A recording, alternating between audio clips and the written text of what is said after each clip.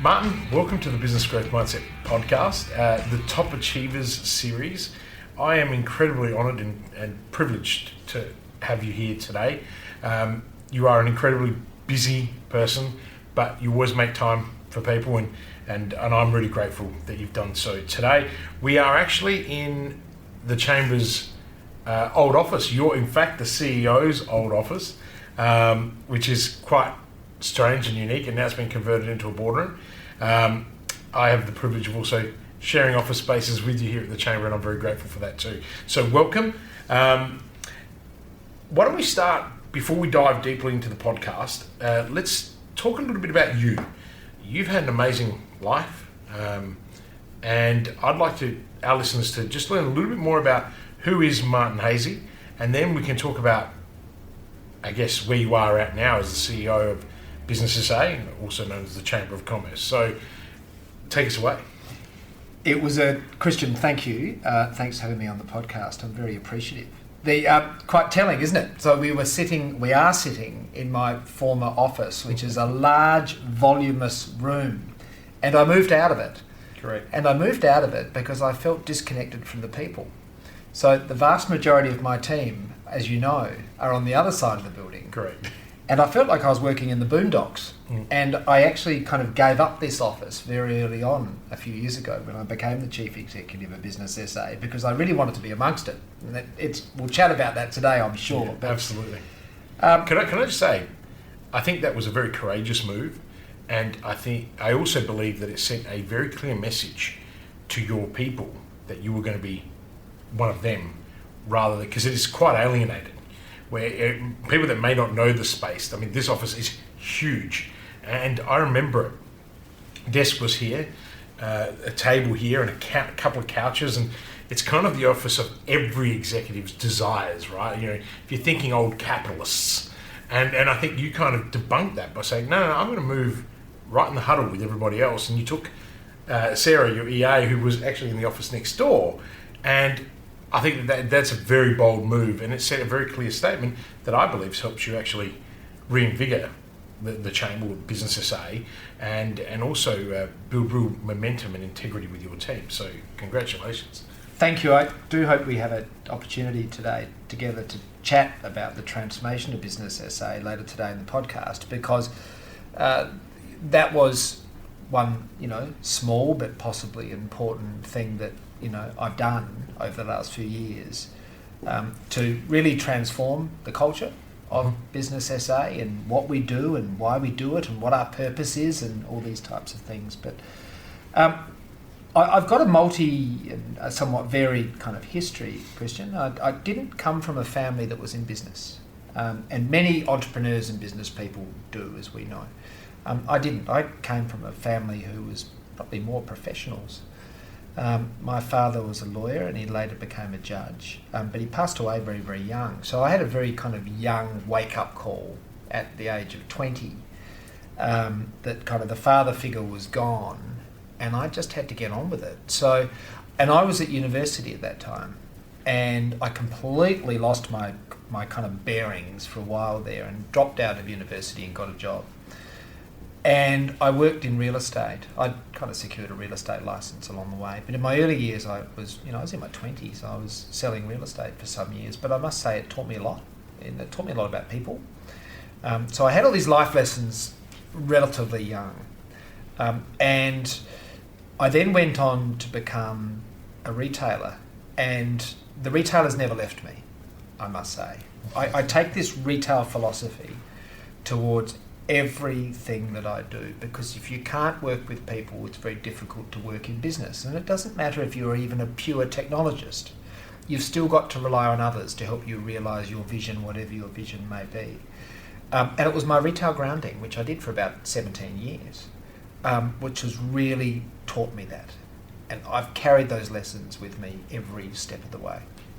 Why don't we talk a little bit more about your retail journey? I mean, there are going to be people on the show that know who you are. I've had the privilege of knowing you for a very long time. We actually met because of our entrepreneurial endeavours many, many years ago.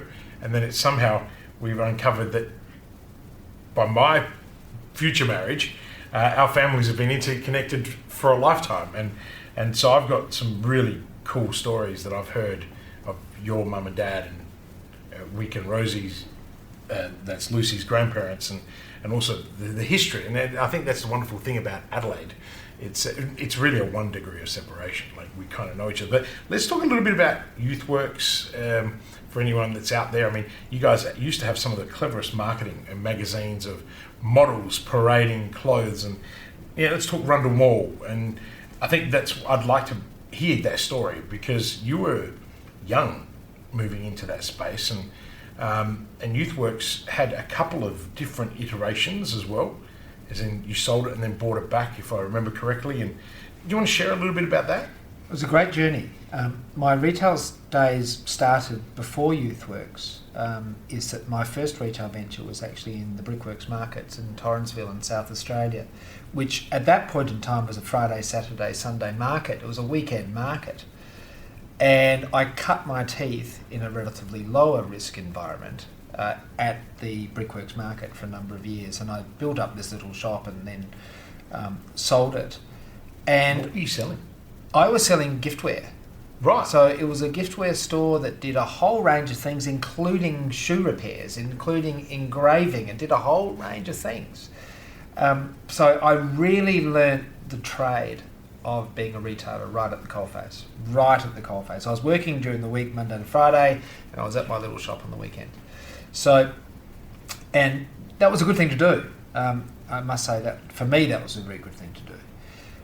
I then set up YouthWorks in 1993, and the first store was actually in a place called Regent Arcade, off Rundle Mall, which is the main shopping drag in Adelaide, of course. And it was a streetwear store. Now, that doesn't sound kind of revolutionary in itself, but then it was. So at that point in time, the market was characterised by surfwear stores, menswear stores, and department stores. And this whole kind of streetwear, clubwear type of category didn't really even exist in the market. So we invented something entirely new.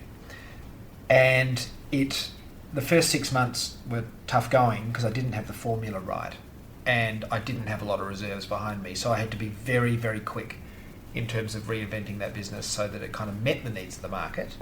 And it was an emerging market, and there was no rule book. So we were just learning every step of the way, every day. But once we found our feet, we kind of found our formula. And once we found the formula, it really did grow. And that little business, I think, turned over about $1 million in its first year. I wasn't really thinking about that at the time, but other retailers were saying for a 63 square metre retail store to turn over $1 million in year one is just like off the Richter scale in terms of retail performance. But sometimes what you don't know is what you don't know, so you don't have context. Yes. And I must say sometimes that can be a blessing. So if you kind of contemplate in business everything that could happen before you do it, sometimes you may not do anything. You may be frozen by the risk or all the permutations of how it could play out. So I was just blindly naive, but incredibly enthusiastic, and very hardworking. So we made it work, and that was a real life lesson, I think. But it grew, and then it moved to the largest store in Rundle Mall, and then kind of over the next kind of 12 years, it actually rolled out to 18 stores across Adelaide and Melbourne. And then we went into manufacturing. Then you had the shoe brand too, didn't you? And we did. We had 5 Soul Shoes stores. That's it, Soul Shoes. Of which we had 2 of those in Adelaide, 3 of those in Melbourne. And we had about 250 employees at one point in time. Wow. We were manufacturing also. We were about a third vertical, meaning we were kind of manufacturing a third of what we were selling through our own brands and our own local designers. And we were manufacturing in Australia, Indonesia, China and India. So I was travelling a lot, and we were wholesaling. So it really quickly became a relatively sophisticated business. I think we got up towards about $30 million turnover before we sold out. That's amazing. That's amazing in that space. Now, you sold it the first time round. What made you reacquire it? I'll explain why we sold it the first time. Okay. It was a really interesting journey because I was a sole director, sole shareholder for many, many years. I'd kind of through good advice of the organisation we were both involved in, at that point in time, the Young Entrepreneurs Organisation, I thought, right, I've got to set up a board because this business is scaling faster than, what I'm, my knowledge, my experience. Every step I was going beyond my comfort zone, every single time. And I've never been there before. So I lived out of my comfort zone. And that's another lesson. Yes. I've always lived out of my comfort zone. I've never gone back into it. And I'm a strong believer in that if you kind of just use the visual analogy of your comfort zone, which is a circle which surrounds you, Mm-hmm. when you step beyond it, what do? You expand it. Yeah. When you step beyond it again, what do? You expand it. And practically, I just think that means we can deal with more stuff, because Absolutely. more things come your way and you're a lot calmer, you're a lot more insightful when you've got the experience on how to deal with it too. So I'm a big believer of, if you're living within your comfort zone, you're either not pushing yourself hard enough, or someone else is not pushing you hard enough, or you're not realising your potential. You got to feel a bit uncomfortable. I'm a big believer in it. And absolutely, and I love saying that we need to become comfortable with being uncomfortable. So I love that, and I think anyone listening, that is a brilliant lesson, because if you're not uncomfortable, you're not growing. That's really the true essence of it. So if you're not pushing yourself to fall into that outer layer, as you put, that circle, and expanding that circle. I love the way you just put that, because so many people spend their life being complacent. And then they're always wondering, why is it that so-and-so is doing so much better than me? Well, so-and-so is stepping out of that circle, taking not necessarily silly risks, but measured risks, calculated risks. And as entrepreneurs, we have certainly learnt that, and I've had my fair share of failures. So let's just recap. You set up a board, right? I set up a board with some very, very experienced people. So one of the people on my board had owned a publicly listed 440 store retail chain across Australia, New Zealand and Southeast Asia, and a very sophisticated business. And I thought, that's what I need. There's nothing that I'm going to do that this person hasn't already experienced. So I set up a board of about 4 people, and I kind of had the pluck very early on when I met this individual at a function in Melbourne to say, I'd love you to join my board. Now, it took me 12 months to deliver that outcome, but he ultimately agreed and added an incredible amount of horsepower to the organisation in terms of experience. And we grew. We really did go into a protracted period of growth as a result of good strategy and good execution of that strategy. But if I look back on the YouthWorks days, the most tangible, powerful, valuable commodity we had was not our products. It was our culture. Had an extraordinary culture. You actually did. I mean, it was just an extraordinary culture. I knew people that worked for you. I was a customer. My friends were customers, and it was really, really good to see. It was the vibrancy, but the level of care that people had, and it was all about customer service. And I tell you now, it's interesting, and we're going to talk about the transformation that businesses say at some point. You really have never come out of retail, because your focus is always your people. Your focus is, when I say your people, you treat your customers like they're your people. They are your people. You look at a stakeholder approach to everything. I watch you now walking the corridors here, and the way you engage with your board at Business SA and all your executive team. Let's give Slammer a plug just for the hell of it.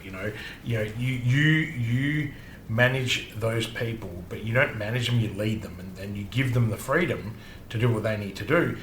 But then I watch your engagement even at the latest lunch that we had, which was 350 people. It was phenomenal, with Minister Spears speaking as well. You can carry that room because you care about the people in that room. So just let's touch on how you developed the culture at YouthWorks, and I guess how you've been able to carry that through all the way to Business SA? Before I do that, I will answer your first question, and I apologise that I haven't, Kristian. I thought you were just trying to not answer. No, because I just love to chat. I love to chat. Yeah, I know. That's what we're here to do. We built the business up, and we actually received an unsolicited offer from a publicly listed company who were a very large, again, multinational retail group.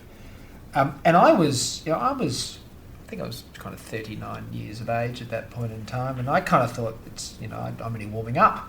This is I've got lots more to do here. We can't be selling this business. But again, I did kind of rely on the experience of my business partner to some degree, and he did say to me, look, we've done a great job building up this organisation, but, offers in the retail market don't grow on trees. Mm-hmm. And you've only got often limited kind of opportunities for some form of trade sale or exit strategy and so forth. And, cold hard reality is that we hadn't really been spending a lot of time contemplating an exit strategy. So I probably broke one of the golden rules of entrepreneurship, is that I did not start with the end in mind. Yeah. And, I've learned that. I've always learned that. A lot of entrepreneurs do that, right? It's the biggest mistake a lot of people. I made it. Absolutely. It cost me everything the first time round. Absolutely. It won't happen again.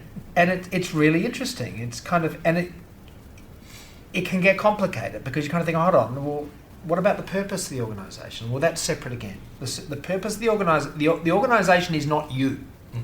The organisation can have a very, very strong purpose and go on over the years and over the decades and do amazing things. And you might be credited with starting it, growing it, scaling it, or playing a role in that. Mm-hmm. But, and it's very hard sometimes for entrepreneurs to differentiate between themselves and their organisation because they see them being the one and the same thing. They identify with it. They do. And I did. Yeah. I did. I mean, I was just so vested. So did you sell or did you hold off? We did sell. To that offer? We did sell. Was it a number you were happy with? Yeah, it was. It was. Any regrets? It's interesting because it was the first time I'd ever sold a business. And I think to the party that acquired us, it was probably not an enormous transaction because they were a significant group. I think they had group annual turnover about $1 billion. And that was a lot in the early 2000s and still is a lot. But for us it was. Well, certainly not so much my business partner, I don't think, but for me it was. Mm-hmm. But it's interesting, when you do exit an enterprise, you've also got to foreshadow the exit costs. Mm-hmm. I mean, I remember receiving I remember after I'd kind of sold the business and I'd paid out the employee entitlements and done a whole range of things and paid the taxation for that year and paid the $135,000 lawyer's bill, which was, the negotiations for the exit, and paid for this and paid for that. And I'm thinking, gosh, when you sell a business, it's not that simple. It's not that straightforward. The transaction costs and the time associated with selling an enterprise, whatever it is, can be very complex. I think you just hit the nail on the head, the time. A lot of people, I've been involved in a few exits and particularly reverse mergers, and the investment of time is something that a lot of people don't measure, and the human capital that's required from within the organisations being involved. So at the end, really good advice there for anyone who is selling. Make sure that you actually understand the true cost of that sale. And obviously, at that size, there would have been a lot of cost because you had a publicly listed company with a sizable turnover. They always have 1,000 lawyers, right? And they want to make sure that all their ducks in a row. And so therefore, you have to also have your ducks in a row because otherwise you'll get burnt in the transaction. So you didn't have a long break before reacquiring. How many years was the gap between coming back and buying YouthWorks from the vendor? Probably 12 months. So the first thing I did, and interesting, another trap for young players is that especially if you've got a bricks and mortar business, is that of course if your name or your company name sits on the lease, and I had 19 of them, so I had 19 leases, 19 leasehold interests around Australia. Right, and you didn't remove yourself? They're not removed upon the transaction. Because they can hold you liable for up to 2 years, yes. Correct. So effectively though, that then becomes 19 subsequent negotiations once you've actually sold your business. Yes. So one is not predicated on the other. So you might sell your business to a third party, or you might sell your business to someone within your supply chain, or an investor, or whoever that might be, or it could be, private equity player, or it doesn't matter. But you're selling your business. It's got nothing to do with your lease. So they didn't keep all the sites? No, you've got to then go to your respective landlords, and I had many, because we were kind of Main Street as well as shopping centre focused. We had stores. Some very interesting landlords. Chapel Street, Melbourne, Collins Street, Melbourne. We had shops everywhere. Is that you then got to go to all the landlords and say, look, we've sold the business. Can we just assign the lease? Now, again, in my naivety, I thought that would have been a relatively straightforward process. It's not.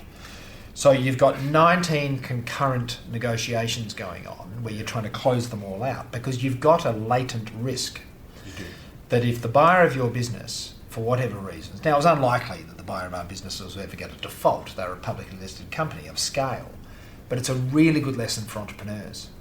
You've got to mitigate your risk on your exit. Absolutely. So cover off on those leases, have a strategy for negotiating your way out of those leases and assigning those leases over to the purchasers of your business. Because technically, and it has happened, you are on the hook. You are. So you could sell your business, the purchasers of your business can get into financial trouble, they could default, the landlord comes to you and says, you've got to pay the rent. You say, I don't own the business. They say, I don't care, pay the rent. How's that? It's in different state laws in South Australia. I learnt the same lesson when I was selling restaurants and bars. And I was like, one landlord came to me, he said, oh, that's all great that you've sold the business and I'm happy to, do the transaction, but I'm going to hold you as guarantor for 2 years. And I'm like, excuse me?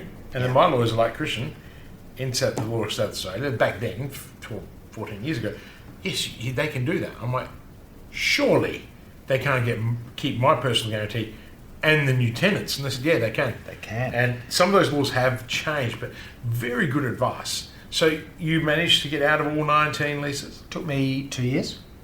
And I probably had $500,000 worth of bank guarantees sitting out in the market, which effectively you've got to provide the capital for in order to support the bank so that they provide the bank guarantee if that all makes sense.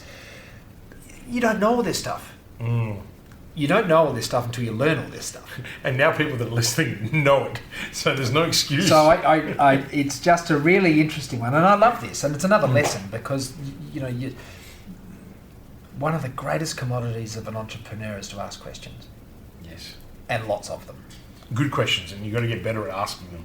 Yep. I certainly struggled because I'm always the talker, and only in the last 3 or 4 years where I've learnt to become a better leader, I've gone, you know what, it's not about me, it's about everybody else. How do I actually extract all that knowledge and all that talent that everybody has? And that's where I've gone and bought books on how to ask better questions. I normally don't admit that. I'm not sure why I just did. But I actually did. I went out and sourced like 2 or 3 books, and I was like, these aren't better questions. These are just standard questions, and then eventually got to evolve. So, Martin, if it took you 2 years to get out of some of these, what triggered the buyback within that 12-month period? So I went back to the purchaser of the business. I did an MBA. So the first thing I did when I sold the business was I literally think the week after I sold it, I enrolled myself in an MBA. I mean, how's that? Right? You've got all this time. I'm going to go and study. So, and it's really interesting because so many of my entrepreneurial mates said to me when I did my MBA, that'll be the end of you. And I said, what are you talking about? They said, you'll become too risk adverse if you do an MBA.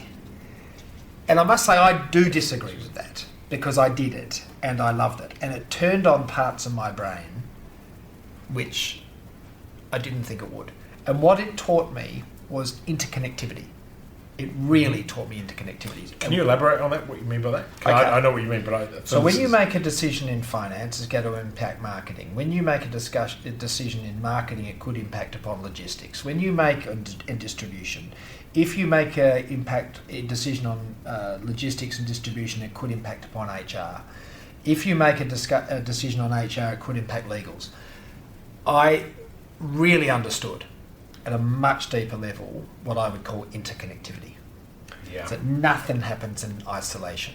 As much as nothing happens in isolation. As much as we want it to, as much as we'd like it to, as much as we want to put things into neat little buckets, the world doesn't work that way. That's right. Right? And it's the gaps, it's the grey areas, it's all that kind of stuff, which is never that clear. But and it taught me that. Yes. And I must say, I was a bit nervous. Believe me, I hadn't studied anything for a long time.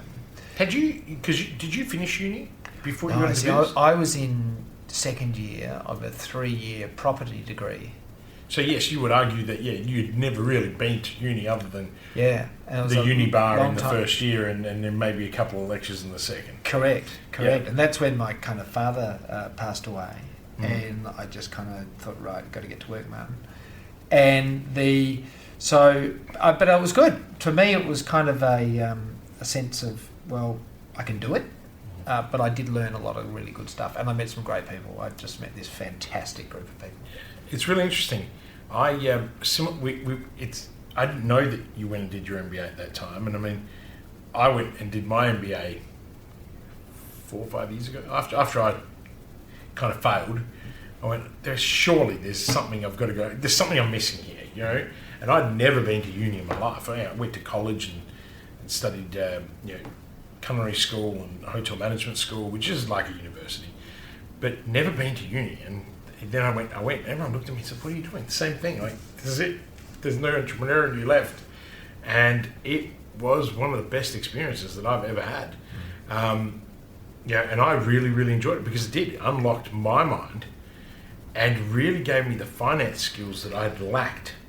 And I did really well in accounting and finance because it was just like, I really need to understand how to read these financial statements, and I need to know them back to front. I need to understand my balance sheet. I need to understand my paper profit through a P&L, and I need to stop looking at that paper profit. So what's my cash position all the time? And one of the things that I teach, or at least work with all my clients around the world now, is the first thing I say to them, let's just do a little financial literacy. And they all shit themselves. They literally go, what are you talking about? So let's just understand. Talk me through your balance sheet. And some of these people run $50, $100 million businesses, and they're like, I go to the CFO for that. And I'm like, no, you won't. Never again will you go to the CFO, because the CFO could be giving you the wrong information. And if you don't understand, your current assets and current liabilities that are due and payable within that 12-month period, you may have a financial problem coming and staring at you. And you'd know this because you held a lot of inventory, right? So Kristian, we had about $4 million worth of inventory on the balance sheet. And I was in the fashion industry, and I used to say my inventory is like fruit and veg. It's perishable. it is, because if it goes out of fashion. If it goes out of fashion, it's worthless. Utterly worthless. Yeah, brilliant. I love loving this So conversation. it was not the most, and retail businesses are interesting because you don't have a lot of real property. You don't have a lot of really highly secure assets on the good side of your balance sheet, right? You've got what I call transient assets. And I look at it this way. If the bank came in and put a Larry of last resort value on my inventory, what would I get for it? I get 10 cents on the dollar if I'm lucky. I was going to say 10%. So I always knew it, and it's really so financial literacy. I'm so with you on this. Financial literacy is not the numbers; it's what they're telling you. Yeah, it's kind of like getting under the bed sheets. It's like what's going on under there. Yeah. And the understanding that interrelationship between your balance sheet, your P&L, your cash flow, your intangibles. I mean, everything is so important. the big one I always say to people is understand your payables and your receivables. Yeah. And check your cash at bank every single day. Yeah. And no matter how the size of my clients now, they will do it. And they're just like, Kristian, that's really changed my life. And I'm like, I know. Remember the resistance you gave me the first time I told you to do that? But when I told you that I wouldn't work with you unless you did it every day, and I quizzed you. And the irony of it is, I do it for all my clients too. I have all the access to all their zeros and the MyOb accounts. And I literally sit there and they always say, how is it that you remember all of our numbers? I said, because it's habitual for me now. So I remember my own companies, and so learning another 10 or 12 isn't really going to be a problem for me. And at the end of the day, you're also variable that you kind of understand. But if you know how much money you've got in your bank account, you know your receivables and you know your payables, it fascinates me how many people don't do that, Martin. And whether they're great salespeople that start, how many entrepreneurs have we met along the journey? And I used to be that entrepreneur. I never cared. I cared about a paper profit. When I was making like $5-6 million a year from restaurants and bars, I was like, oh, this is great. And then I'm like, hang on a sec, where's the money? Yeah. And money wasn't there. Too much in inventory. Too much month at the end of the money. You heard that one? Too many lunches. Yeah. Too many lunches, too many great bottles of champagne, when you're in your 20s and you do it. So the thing is, there's some really cool lessons there. I don't want to sit on YouthWorks for too long because you did so many incredible things. I mean, you went on and ran the Run the Mall Authority. You then went on to become Lord Mayor. I mean, wow. And, now you're at the Chamber, now you're at Business SA. But I do still just want to finish on that point because I know people are probably thinking the same thing. Why did you buy it back? What was the trigger? Did you have to buy it back? Was it something that you'd been tied into in the contract, or was it you weren't happy with the way they were running it and thought, you know what, that was my baby, I want it back? What was there some kind of driver? Good question. There were two reasons. Mm-hmm. One was, again, I had the strongest inclination there was a market gap, and it's because we repositioned the brand. Secondly, on reacquisition or on reacquisition. Yeah, okay. Yeah, on reacquisition. Now, over that kind of 15-year journey, I must say, on YouthWorks Mark 1, is that we invented it 3 times, and this is the biggest fundamental lesson. What year was this? So I started that business in kind of early 1993. Yeah. And so I was still in high school. And I exited it in about 2006. Yeah, but the first exit? 2006. Oh, okay. And then the reacquisition was 2007? About 2008. Right, so yes. GFC? Yes, yeah. Oh, how did that work out? Yeah, tough. Yeah. So, that lesson about reinvention, to me, is just, oh gosh, it's like visceral. It's incredible. It impacts upon every fibre of my being. I learnt on YouthWorks Mark 1 that the best time to reinvent your business is exactly when you don't need to. When you're at the top. When you're at the top. Always reinvent it. I was hoping you were going to say that, yes. Right? Why? Because you got cash. Yep. Right? Many of us are in a position where we're forced to reinvent. And when you're in a position when you're forced to reinvent, what are you usually lacking? Cash and resources and energy, because you're spent emotionally, you're spent financially, you just spent. The business has just eaten you alive and you just haven't got it. And you're sitting in a corner of a room, rocking back and forth. Yeah. I've been there too, but we joke about it. Yeah. But burnout is a real workplace issue. Yes, it is. Especially for entrepreneurs. And for entrepreneurs and founders, it's significant. We don't talk about it enough. And it's something that really bothers me because, obviously, you know me well enough. I'm extremely vulnerable. I'll stand in the arena any day of the week. Sometimes I make myself too vulnerable and do stupid things or say stupid things. But ultimately, I'm there to serve people. And I want people not to make the same mistakes that I've made in the past. And that's why I talk a lot about failure, and we'll talk about that afterwards. But so, do you think now that buyback was a good decision? No. No. We could never get it past break even. So it was maybe on some kind of emotional level a little bit cathartic, because what happened after we sold YouthWorks 1.0 is that the folks that took on the company didn't execute well. Right? They just didn't. They were looking to access the youth market, and we had a relatively substantive youth market, obviously. And they were looking to access that market, but their strategy or their operations and their execution were just off the money. Yeah. So I didn't really buy back any assets, to be honest. I just bought back the IP. It was just an IP. It wasn't a substantial transaction at all. But so on a cathartic level, I just wanted to kind of end the chapter well. But really, I had already ended the chapter well. Did you reopen the Rundle Street shop? Is that the retail shop? No. I ended up reinventing YouthWorks into a very kind of, or slightly different kind of offer on the corner of James Place and Grenfell Street. And it was quite an upmarket of course, type of kind of, So we're opposite the Ibis. Or where the Ibis is now? No. That's Twin Street, isn't it? Yes, down towards King William Street, Right, and the old okay. Executive Trustee building, and this beautiful heritage building. Oh, yes. Now I know where the old stump is across the road. Correct. Yes. The old black stump. Yep. Correct. Not many people know that. The black Black stump. That's right. Family court law. Yes, it was. And my father was a family court judge, so that's why I know that building very, very well. As a kid, I was running around the hallways. But but no, we really couldn't get it over break even. And it was not by any means a financial success. And so I sold it on to another local retail group and moved on. I probably, in retrospect, just should have moved on, counted my blessings the first time, and just got on with life. I just made my life inherently more complicated. I was running another business at the time when I relaunched YouthWorks 2.0. I was doing work locally, nationally, and internationally. I was kind of thought, we can do this, I can hire the right team, we'll make it all happen. But I just don't think we hit the mark in terms of the market.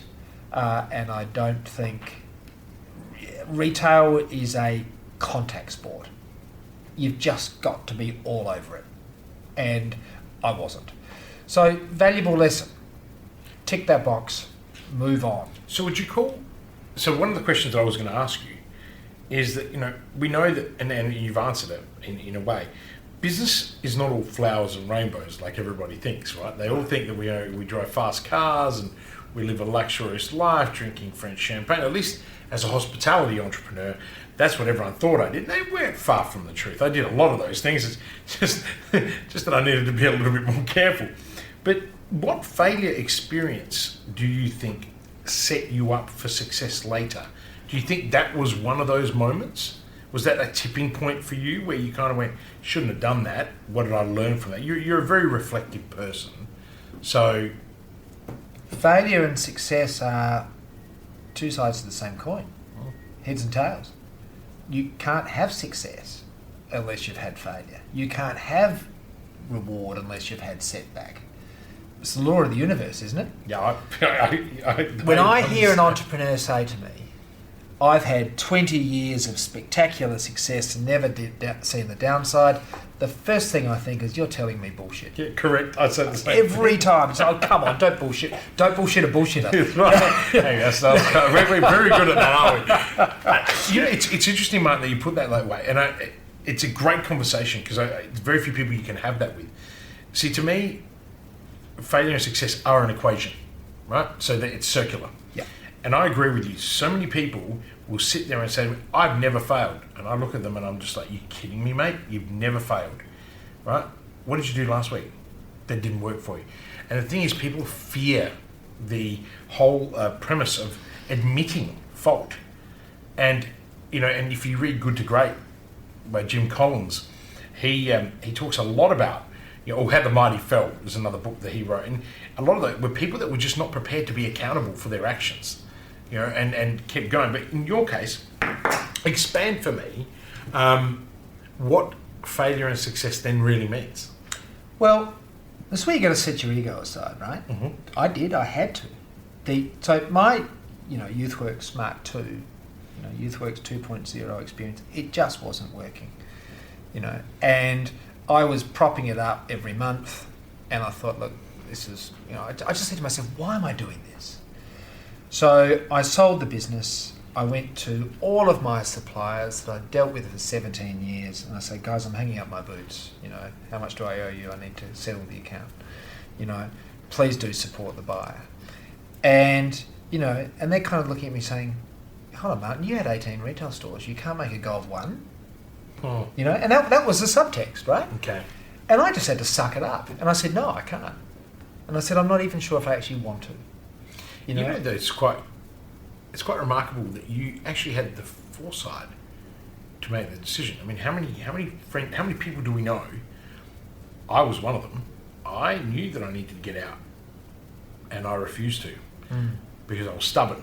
I wasn't listening to people, and I'm like, the GFC's come roaring through, and what's the first industry that really gets hammered during a GFC? Hospitality.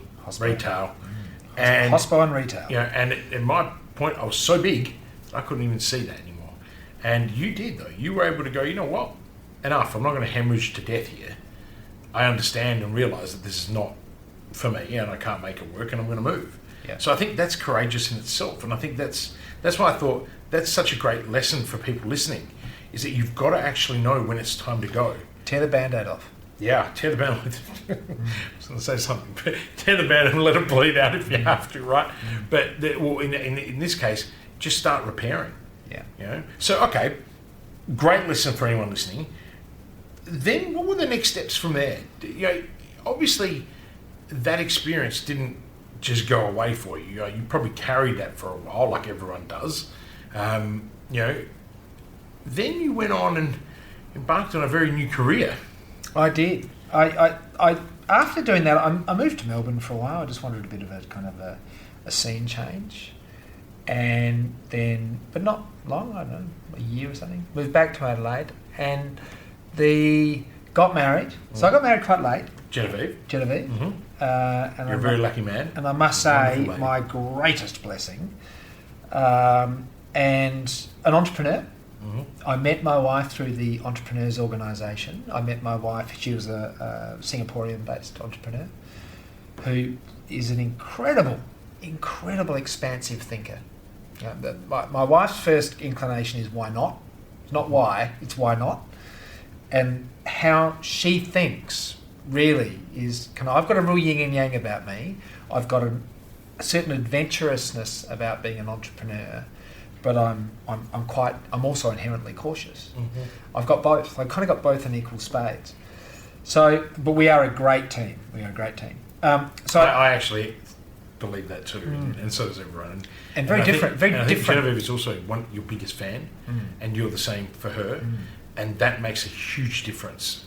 Whether you want to be an entrepreneur or have an incredibly well-balanced relationship, you know, I have that with me. Lucy and I are our biggest fans, and that level of support, you can't get it any other way. And I know it makes a difference, because when the days are darkish, without that support, you can't come out.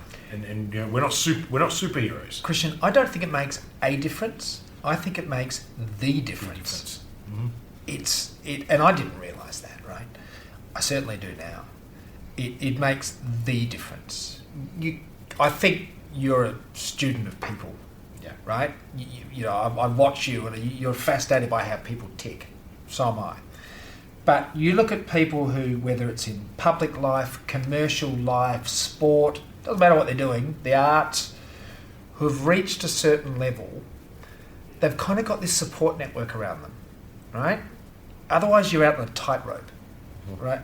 There's nothing below you. So I see this in so many people, and I've done a lot of business with Asian families. Mm-hmm. So you know, really kind of sophisticated investment groups who have got interests across Southeast Asia, Australia, Europe, United States, and so forth. Incredibly family-centric people. Every one of them, every single one of them without exception. They're not solo entrepreneurs. They've built multi-generational wealth and influence. And they've never done it on their own. And it is a values-driven approach too. You know, family to me is everything. You know, that's why family first is one of my biggest value. And now I find that I do business with only people that have the same values. All my clients. You know, and you sit there and you think, you know, Jim Rohn once said, you know, you're the sum of the 5 people that you hang around with the most. And you're like, when I first heard that, I thought, yeah, whatever. And then I look back at my life and I go, wow, if you have a look at all the really great moments of my life, look at who I was hanging out with. Look who was part of my tribe. And now as I've gotten older, you're like, well, my tribe's getting smaller. But have a look at the quality of the tribe. You know, and you would have experienced that too, because, you know, when you were YouthWorks and Soul, and, you know, everyone wanted a piece of Martin Haese, you know, because that's the way it is. But then talk to me, and I want to follow through with this, because I think you've taken that tribe, that collaboration, that people passion that you have, and you went in and wanted to really revolutionise. Retail never left you, because you went and you wanted to revolutionise Rundle Mall. Correct? I did. Yeah. How were we there for? Almost 4 years. Yeah. I was on the board of Rundle Mall from probably 2008, just a couple of years, it wasn't long. And then I became its general manager. And it was what's called a semi-autonomous subsidiary of local government. So of the Adelaide City Council. Adelaide City Council. And it was all about change. Well, it was all about engaging the community and then changing the environs. And there are 700 retailers on that city block. There's probably about 120 property owners. There's 20 million shoppers that go there every year. It's the busiest place in South Australia by way of foot traffic. But it had flatlined in so many ways, and it kind of needed a very, true positive sense. It needed a disruption. So we built a whole strategy around Rundle Mall, which included raising the funds for a substantial upgrade of their built form. And that's important, that was really important. But engaging the retail community and getting them kind of focused on a common goal of excellence was really, really important. And building a sense of community, because it is a shopping centre, but it's not a shopping centre, so to speak. And it was a very disunified community, and we needed to just bring everyone together and get some kind of a common sense. Because you had some really big success. Well, I remember we did lots of things. We really went for it. But in terms of activation, if I remember correctly, there's a lot of big numbers that were thrown around in terms of visitation. You did a lot of deals with the Adelaide City Council at the time to try and actually bring people back into the city, because the city, or Rundle Mall in particular, had really struggled for a long time. It had. And I mean, you knew firsthand because you'd been on the strip, but do you recall some of those numbers? Yeah. We secured public holiday trading through an amendment to the Shop Hours Trading Act, where it became a designated tourist precinct, not dissimilar to Glenelg. And I always thought, well, it's the heart of the city. It does need to reflect a sense of vibrancy for when guests come in from interstate and overseas, and it can't be closed. So we actually were able to negotiate with both sides of Parliament many years ago a change to the Act. Now that was worth $80 million a year in terms of retail sales just to that strip. We raised $30 million from the Adelaide City Council for an upgrade of the public realm, which is the mall itself, and that's why it looks a lot better than what it did. The whole kind of infrastructure, the substrate was actually collapsing, and people's basements were leaking water, and there were a whole lot of good engineering reasons why that needed to be done, other than the aesthetics, which it was looking tired, it needed to look sharp. But we did a lot of work in terms of retailer attraction. So, bringing the likes of, I think the first international tenant we got in was Nespresso. And we thought, yippee.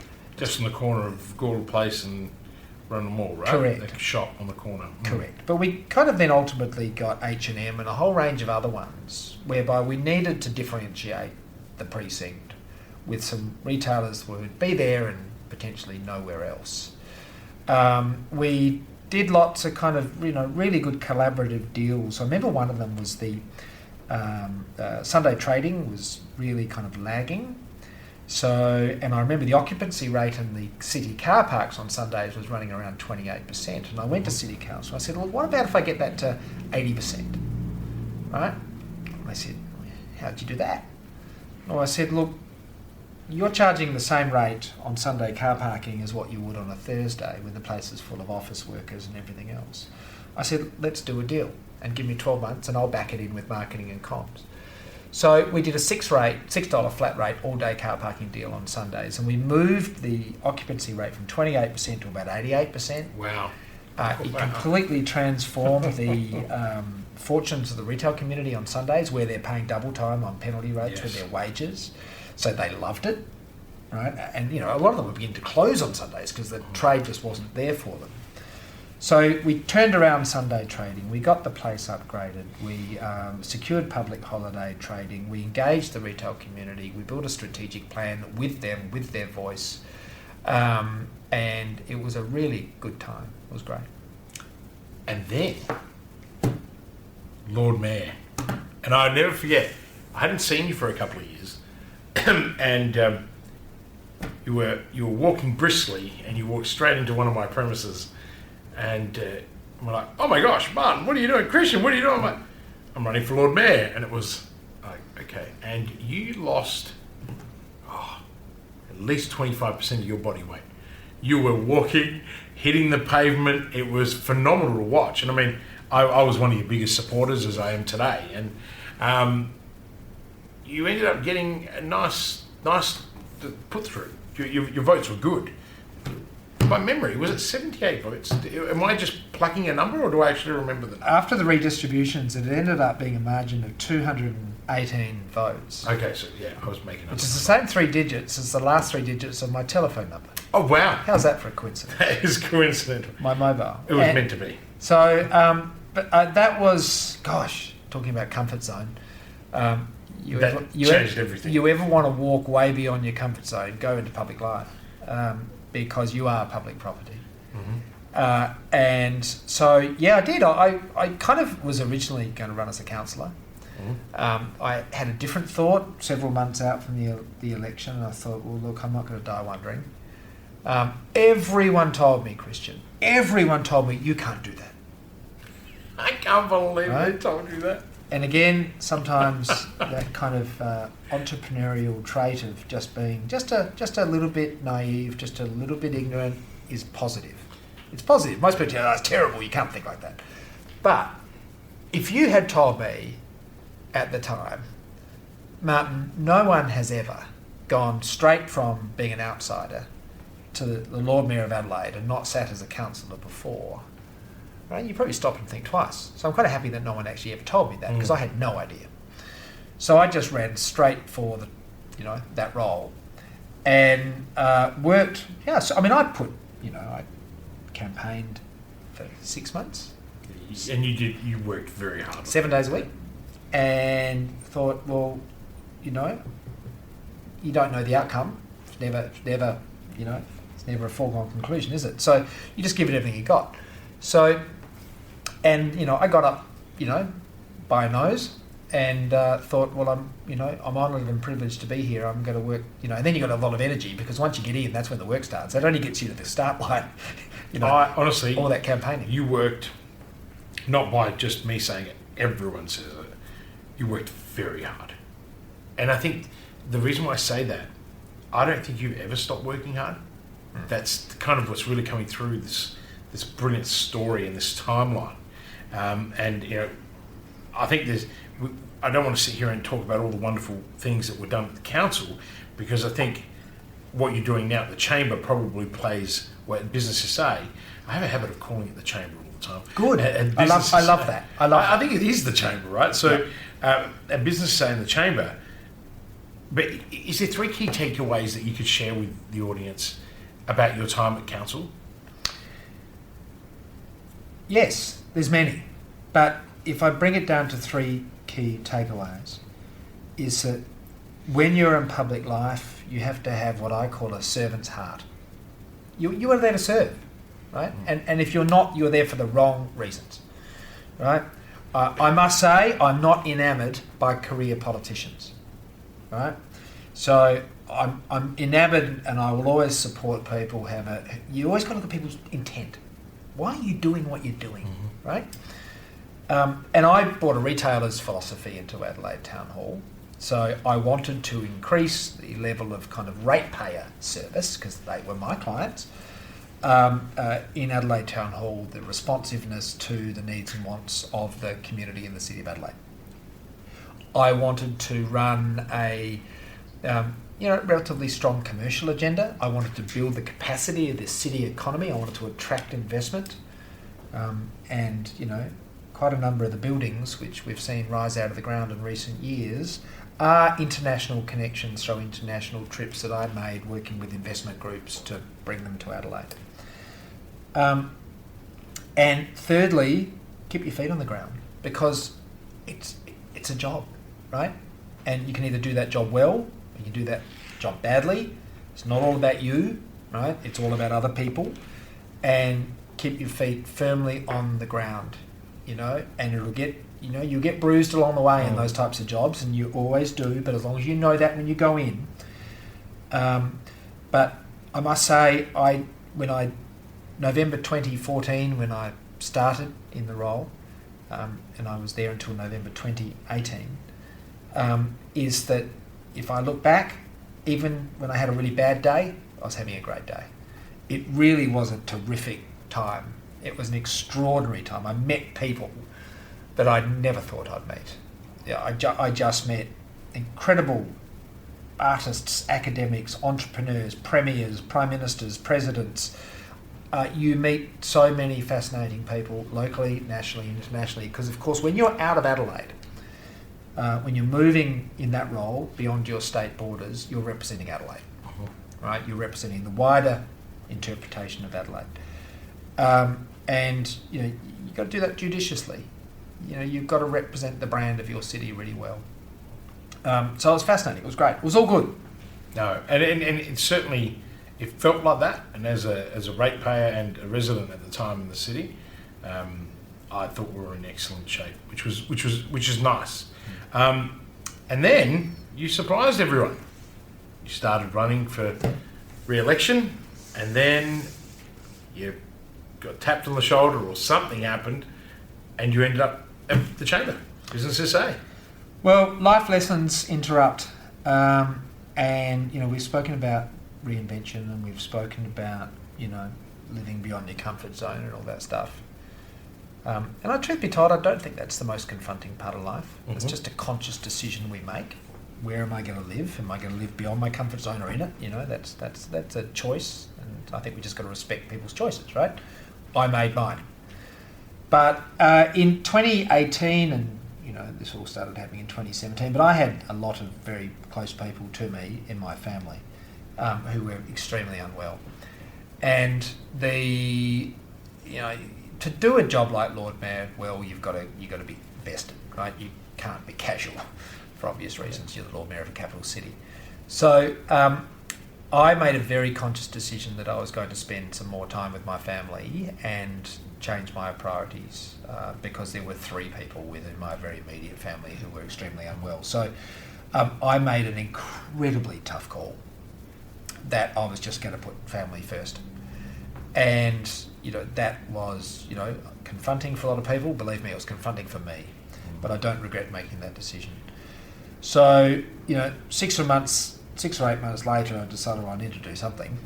So I was really kind of honoured to be, approached or had a discussion about the role that I'm now doing. And that's being Chief Executive of the Chamber of Commerce and Industry. Many people would know us as Business SA, but you're right, we are the Chamber. We're the Chamber of Commerce.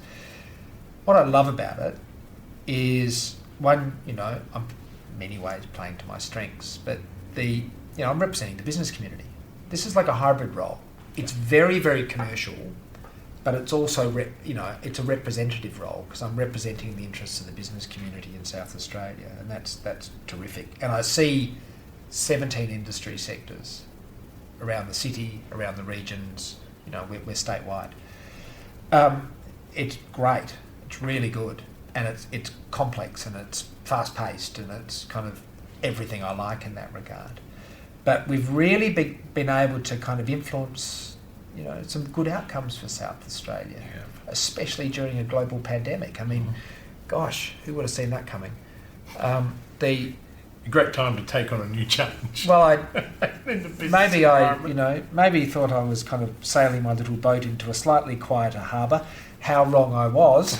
You were wrong. Because this has had some monumental challenges. Not just COVID, though. The Chamber needed a significant transformation.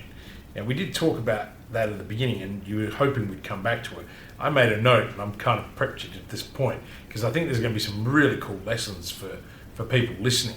Do you want to talk a little bit about that transformation that you had to go through at Business SA? I mean, I can share observations from the past and the present, but if I need to support it. But the reality of it is, culture, purpose, the condition that the Chamber was in, and what you had to do to bring your energy and your expertise to it. You ready for this share? Absolutely. Absolutely. Yeah, right. No, I am. Go for it. Because I think there's going to be some spectacular learnings for people that are listening. I'm going to share a few things which every single member of my team would already be aware of, because I think sometimes you've got to be just kind of, very upfront, very honest, very transparent, and sometimes that can sound a bit brutal. we're a not-for-profit organisation. We don't do what we do for the money, but being financially sustainable is a very different proposition. And I'm kind of the view that we're an organisation. So we're a Chamber of Commerce, we're a not-for-profit, we're a membership-driven organisation. We support thousands of businesses across 17 industry sectors, and we do a lot of stuff that if we weren't here, nobody would do. No one would do it, correct. So a lot of SMEs in South Australia who have, received state government support during COVID, as in financial support, we've been working closely, hand in glove, with Treasury for 2 years to ensure that the business community's needs are met during COVID. And if we weren't doing that, Kristian, nobody would be doing that. I agree. So it's, we've been really strong on advocacy, but we're also a professional services organisation, as you know. I've got 65 staff. We deliver services around industrial relations, growth consulting, migration trade, business brokerage. We deliver a entrepreneurs program, which is where we SES. Say Yes, the South Australian Young Entrepreneur Scheme. That's a learning program. Encore's another learning program. We do WHS consulting. We do training. We do all the regional workshops, like you're in KI and Redmark. I was. Yep. We're very, very active. Just in the last few weeks alone, we've been in Kangaroo Island, we've been in Renmark, we've been in Whyalla, we've been in Whyalla twice in the last few weeks. So we do a lot of things, and it's very practical. Networking's part of what we do, but actually kind of advisory is what we really do. Really, really important. We kind of you do a lot of work in that HR space too. Yes, we do. In that advisory area. And I know a lot of members call upon that quite frequently. We're like the industrial relations or the HR department that you need when you don't have one. Mm-hmm. Right? And a lot of fast growth companies don't have them. Right? They need this. How do I do this? Even right? the sole traders. Correct. I mean, you've got a big sole trader network of members. We do. And it's a very lonely place for a lot of those people when they're able to just pick up the phone and get that level of service and care. It empowers them. Correct. We're also introducing sole traders to not only each other, but also to SMEs and to corporates.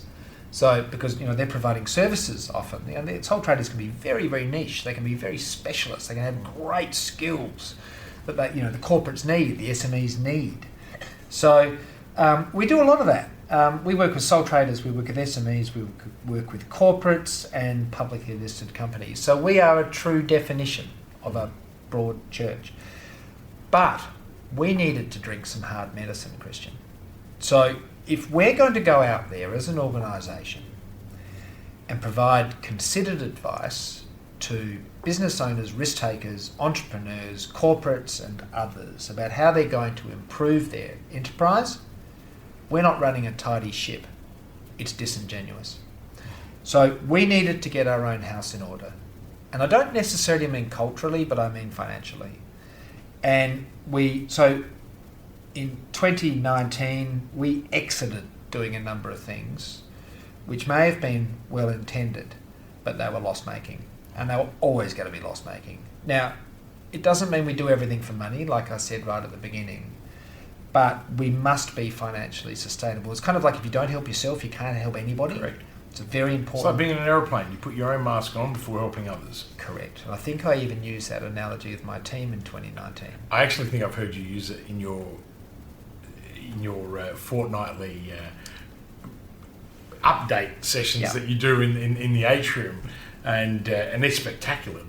The team engagement you get, and we talk about culture. And I'm sorry, I'm dropping this on you, but to me, I sit in my office and I can hear it, and I get so excited by it because you're not there to rah your people. You're really informing them, updating them, getting them. It's the Vern Harnish huddle, right? And you do it. Is it fortnightly that you do that one? Every second Friday. Yeah. We have all the team together for the team named this, not me, but it's called Martin Shout. Oh, is that what it is? It doesn't mean I'm shouting at my team. I'm often just shouting them a drink.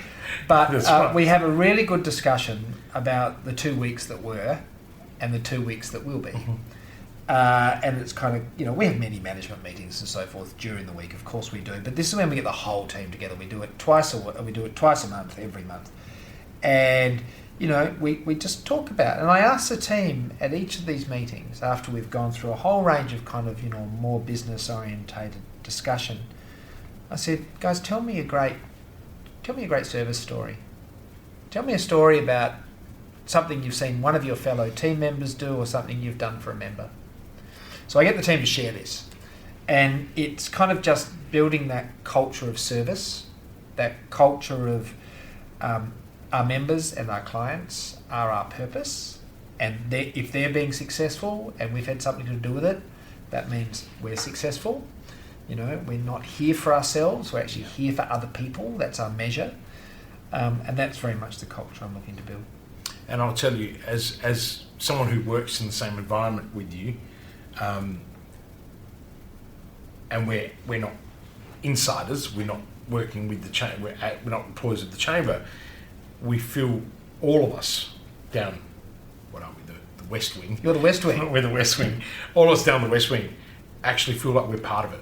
Yeah. And that's a true example of the culture you've created. It's this inclusive environment. And I'm a member of the chamber, so is the rest of us. But even when you just come past our office and tap on the window and say, hey, would you like to come for a drink? I mean, you haven't seen me there yet because I'm like you, I'm always working. But it is that makes Business SA or the Chamber of Commerce and Industry such a fantastic organisation to be part of today. And I think that's the transformation that I've seen. I knew others that had sat in your seat previously who sat in this office and I know them well. But what I'm seeing now here is the barriers, the hierarchical barriers are lifted. There isn't this huge top end structure. And I think for anyone listening that has got a very top heavy org chart at the moment, it's time to break that down. It's unnecessary. You should have multiple layers of leadership, and it shouldn't be based on which office you sit in. I remember it was a Fannie Mae back in the day. They were the first investment bank that literally went, let's get rid of the private jets. Let's get rid of executive. They had an executive director's boardroom, like lounge, that only executives were allowed to frequent while everyone else was down the bottom. And Fannie Mae, what was it? I think they turned, they turned the market 4 or 5 times more in terms of profit and resource and returns than any other bank of its time, than Lehman, than Bank of America, than anyone. So I think that's one of the things, and you might be thinking, geez, Kristian, that's a big compliment, but I think that's what I've seen here. What do you attribute that to? Having a bigger office is not a mark of respect.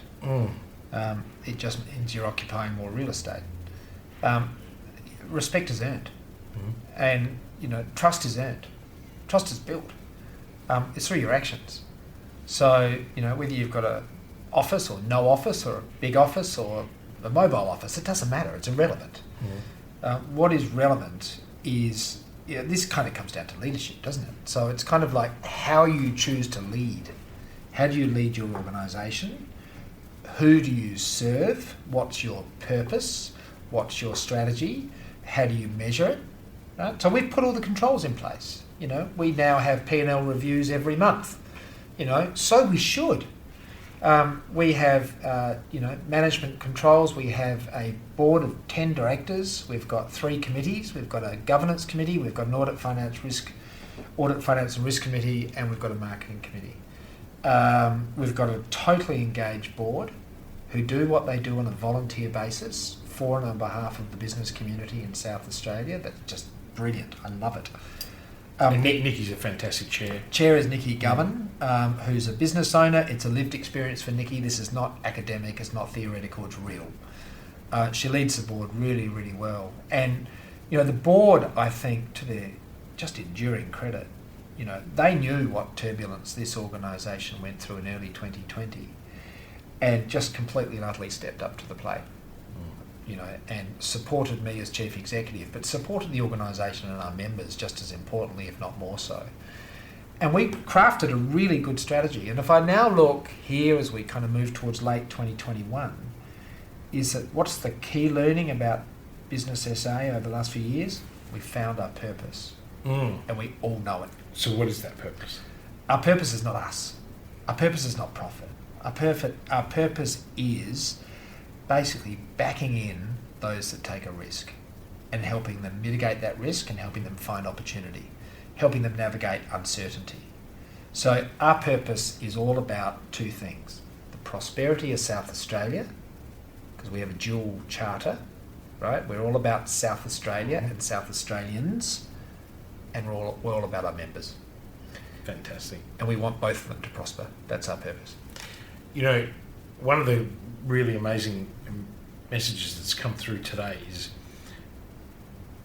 in your story, is the amount of purpose that you've had throughout. Every one of your businesses had a very strong why. You know, YouthWorks, strong why.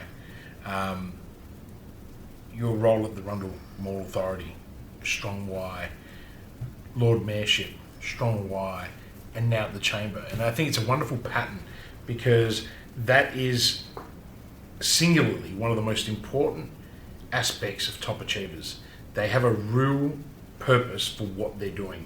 You know, I have a very well-known saying that, you know, well, my straight line is live with purpose, right? And, you know, a lot of people that know me and work with me say, you really do live that, right? And because for me, I want to change the world one person at a time, and I put myself there first. I've made plenty of mistakes in my career, some public, some not so public, and you know, it's recovering from those. And you know what it is this underbelly of knowing why I'm here that allows me to keep moving forward. You know, and at the end of the day, you know, it's bringing people on that journey with you. And I think that's something that's really come through for me listening, and I hope for the listeners too. And we've run out of time, but what I want to do, because I know how much time you don't have, who's your business hero? Interesting. I can't rest that mantle on the shoulders of one person. Mm-hmm. I'm happy to take hold. Because I have many. I kind of look at some of the, you know, chief executives and chairs and owners of some of the large kind of Asian multinational businesses that I've worked with, and I just look at their organisations, I look at the complexity of their organisations, I look at the sophistication of their organisations, and I'm going, gosh, this is just extraordinary, this is another level. And, you know, I worked with a family a few years ago who own a Singaporean-based multinational group who are into real estate, mining, resources, you know, retail, hospitality, distribution, development. That's some serious diversification. Serious diversification. Wow. Which is... that brings a serious complexities in itself. But not uncommon in Asia, interestingly. Mm-hmm. I mean, you look at the Japanese conglomerates, and they are conglomerates. Mm. You know, the Japanese pioneered the whole notion of conglomerate. We roll a little bit differently like that in, you know, US, UK, Australia and other markets. You know, we're kind of much more niche orientated. But they've got large, sophisticated organisations with, you know, significant employee bases, significant balance sheets, significant markets, you know, extraordinary. And I've learned a lot from these people about, you know, running sophisticated enterprises at scale with balance sheets, you know, in the billions. And, you know, it's interesting because they're not real different to you and I. You know, you can sit down and have a really, really good conversation, and you can walk away with learning so much. So there are certainly people in that category. But, you know, my mentors are, you know, the people you walk into in the shop on Only Road who makes you lunch. You know, you got to learn something from that person, mm-hmm. right? It's the person you sit down tonight when you go to your local restaurant and you say, what did you do? I love asking that. What did you do? You know, how long have you owned this restaurant? What did you do before you had this restaurant? You know, I was sitting in an Indian restaurant the other night, and we've got this little local Indian which we go to once a week. And was a chef in 5 countries for large international 4 Seasons hotels, you know. big organisations, just this incredible love of food. Incredible love of food, incredible love of preparing and serving food, right? And it comes through in everything you eat. I learned from that person. Yeah. So I'm not that kind of, my business hero is XYZ person. If I can't learn something from every interaction I have with every single person I interact with, there's something wrong with me. I'm not learning. That's a great answer. I'm not learning. So who's my mentor? I hope I have thousands of them, Kristian. That's my answer. Look, I know that is the absolute truth with you, because you'll even walk past my office and you'll knock on my door and you'll ask me a question. And I know that it's because you're seeking an answer. It doesn't matter who you're asking, but you value who you ask. And, and I walk away and I feel really nice about it, because I think, you know what, he needed an answer today, and I may have given him the answer he needed, or I may have completely given him nothing. But I know that you do that a lot, and you've done that a long time. You've got to be curious. Yeah, and I think you are very curious. That's the commodity, isn't it? Yeah. If you're not curious, how do you learn? Like, if someone comes to you and says, "I've got all the answers," like, again, you're worried, right? So you've got to be curious. Look, it's funny when you use the word curious. I think of my son, who, if anyone thinks I talk a lot, well, my EA today, Tracy, had to take him to school because we were filming early, and she said to me, she came back, she goes, he does not stop talking. He is so curious about the world, and he has an incredible story. And he was already, I said, what are you talking about today? He goes, he was pitching to me the school that he's going to open and how he's going to be the principal and what he's going to do. And I thought, Leonardo, you just light up my life. But it's so true. I don't get frustrated by the questions, because I encourage him and Lavender to ask as many questions as they can. There is never a stupid question. Have you heard that saying, the apple doesn't fall far from the tree? Yeah, I've heard that saying. Don't worry. Lucy reminds me every day about why that three of us drive her crazy, and it has a lot to do with me. And I'm comfortable with that. Martin, which book or books is there a book or a series of books that have greatly influenced your life, or at least some of the decisions that you've made, and maybe share one or two of those with our audience? Yeah, I'm a really interesting cat. I do read a bit. Yeah. I don't watch television, and I never really have. So it means I read and I talk. Right? I'm going to learn a lot more by having a conversation with someone than I am than watching television often. So I agree. What do I read? I read biographies. I love a good biography. What's a good biography that you've read recently? Or one that you recommend someone to read? Oh, look, I've read hundreds. And I've got a great library at home, and I read, online and offline. But what's probably the most recent?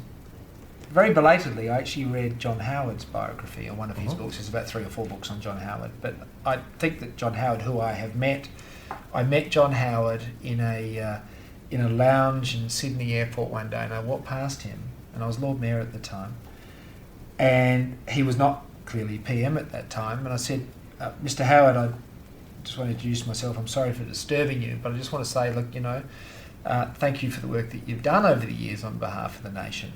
And he said, well, if you grab me a cup of tea, let's have a chat. Oh, wow. And I didn't know John Howard at all. And he was one of these people who you wouldn't see from the media persona of John Howard. Was that with an interaction of John Howard, you walk out of that thinking you're probably one of the most special people in, that place at that time. He's totally focused on you. Totally. And it's genuine. It's not fabricated. It's very genuine. And I kind of walked away from that. We spoke for 45 minutes. Wow. He knew everything about the politics of South Australia in a very contemporary manner. He even knew some of the issues I was confronting as Lord Mayor of Adelaide at a city level. I asked him a whole lot of questions about, well, what do you think my alternatives would be? And he said, look, you've asked, I'll share my 2 cent bit. But what amazed me is he knew the issues. He absolutely knew the issues. And it was just a great sense of very authentic, extremely authentic, in a very practical, feet on the ground type of manner. So I, very belatedly have read Lazarus Rising, which was one of his, biographies. But I read a lot. So I read lots of biographies. I read military history, and always have. I read a lot of Russian history, funnily enough. Can I ask you a question? With the military history, is that because you get a lot of insight into strategy? Is it because a lot of people do read military history for that reason? Is there another reason? It's just a passion or a love for... It's maybe not motivated by the want or the need to extract strategy, but you get it when you read it. I mean, I think one of the first things I read when I was very young was Sun Tzu. Yeah. Which is, of course, the Japanese book, Sun Tzu, The Art of War. And, that was a big thing at that time. That's also a big book. Yes. That scared me when I first saw it, and I never read it for about 20-something years. And that's interesting. I mean, that's all about human behaviour, really. Yeah. That's what that's about. But that's fascinating. So I read a lot of military history. I've got a particular interest in Russian history. I read biographies, and I read actually relatively, I won't say I read broad, I don't read kind of novels. I don't think I've ever read a novel. You're not into the Mills and Boons? No. Not my gig. So, I don't kind of do... I didn't picture you as a Mills and Boons type. But I do like reading. Yeah, I do like, kind of like, reading's terrific. Do you know the pattern that we've seen with every interview is top achievers are all readers? And it's really funny because I never read a book. Even when I did my MBA, sorry to all the professors that are listening, I wrote specifically to what I know I needed to write, and then went and sourced the references to support it, and I kind of knew where all that lived. And it wasn't actually until a young, very successful entrepreneur in Adelaide, we were at breakfast talking, who said to me, he demonstrated how he knew so much, and he said to me, you really need to start reading more. And I thought, wow, you're not even 30, you're 27, and you've just done a huge exit. You're telling me I need to read. You're right, I need to read. And I've always had this dyslexia and ADHD, so I can't concentrate. And he said to me, go read Jim Quick's book, Limitless. I now read 800 words a minute. Like 760 something is my reading frame. Yeah. And I'm powering through a book and a half a week. Yeah. I cannot tell anyone who's listening enough the power of reading for focus, for discipline, all of these things. And this guy, remain nameless, hopefully will come on the podcast at some point. He spends a fair bit of time downstairs in this coffee shop here at Whistle and Flute. It was the best advice I'd ever been given, and it was the right book, because that book, I'd never read all of Jim Collins's work. I've read it all now, no matter what, this year. And my intelligence has risen, because you don't know what you don't know. I agree. And the only way to acquire it is to read it or conversation. That's why I love conversations, because I can sit here today. I've learned so much today speaking to you, and we are way over time, and I don't think there's anyone that's going to be complaining about the length of the podcast, but I'm so grateful, Martin, that you took the time to share with my audience, but more importantly, even with me, and in my own selfish way, because even though we've known each other for a long time, there are many things there that I didn't know, and I'm really grateful that you've shared that. I might have to get you back on just to ask all the other questions, but I want to ask you one final question, if I may. What habit has made the most significant improvement of your life over your lifetime? One thing that if someone else wasn't doing would help them just be more, not necessarily achieve, just be more and see more of life. Does that make sense? Yeah. I'm not sure if it's a habit or a trait. Or even a trait, even a behaviour for that matter. Perseverance. You're going to have, stormy days. You're going to have calm days. It's just what happens. So, but I think perseverance is really, really important. I've certainly learned that. and also being calm. So it doesn't mean you can't be enthusiastic. It doesn't mean you can't get excited. But just being calm about it all. So that kind of calmness is, I think, really, really important. It helps you process things better. It helps you live in the moment. It helps you, and when you live in the moment, you absorb things, you understand things, you kind of, you just digest things better. But if I look back, I am remarkably perseverant, and you just keep on keeping on. And it doesn't mean you can't. You've got to have good strategy. You've got to have good vision. You've got to have good leadership. You've got to have good financial literacy. You've got to be a good marketer. You've got to understand various parts of your organisation. You've got to have good cognizance about a whole ton of stuff, right? But sometimes life comes down to moments, and just being perseverant, staying the course, being considered, that's certainly kind of stood me in good stead, I think. Amazing. Martin Haese, thank you so much for joining me today on the podcast, and I am certain that there has been a mountain of value for anyone listening, but more importantly, I really, really appreciate you taking the time to hang out with me today. Thank you. Thank you, Kristian. I hope this has really kind of created some value for your listeners, and I really appreciate the time. Thank you. Absolutely. Cheers. Thank you.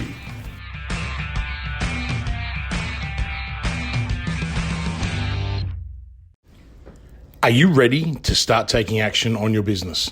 Would you like to spend more time with your family? Then call 1300 643 229 and start building momentum right now. I know you're busy. In fact, you are so busy that you don't have time to work on your business or yourself. Often tossing and turning at night, worrying about the how-tos and the cash flow.